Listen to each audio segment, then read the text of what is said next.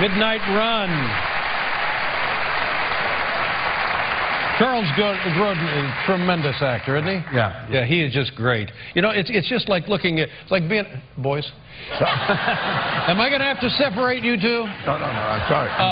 It's like going into a candy store or looking at greatest hits stuff. Either side you think, oh, there's that one, and then there's this one. Marathon Man. Now, this one I heard a story about you, Dustin.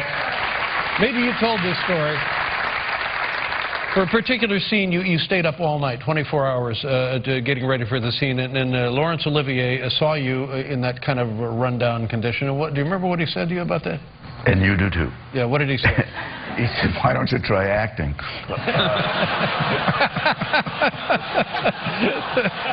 Oh, man. But, you know, just to give myself a little defense, it was the days of Studio 54.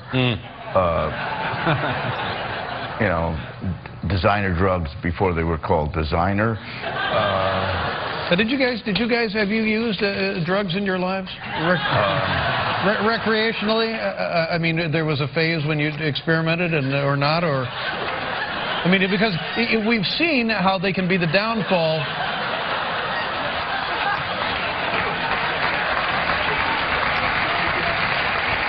Okay, let's keep moving. I mean, you have to be specific. Name the drug. No, I'm not going to. Oh, I can't stop looking at these movies. It's just phenomenal. I mean, if you wanted a great representation of American culture and the culture, the art of motion picture making, you should just send these out. Let everybody take a look at these movies, and it shows you everything you need to know about the cinema in the United States. It's remarkable.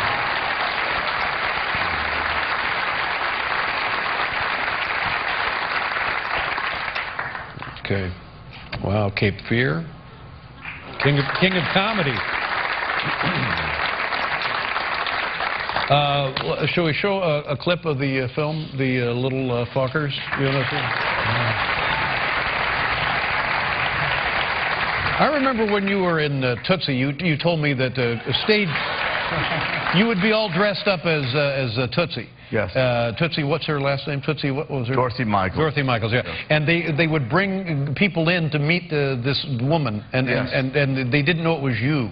No, I could get the crew. Started with one guy would introduce me as Dorothy Michaels because the friend that he brought, the relative of the crew, didn't know what the movie was about, and the lighting was subdued enough so I would get away with it. And they would literally look at me up and down and just say, "Where's Jessica Lange?" You know? Yeah. What did that teach you about the experience of being a woman in America?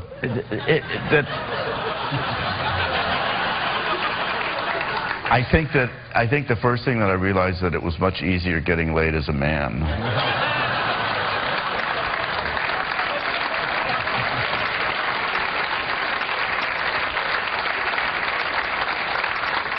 Bob, I just want to say this is like jury duty. You won't have to be here for another 7 years.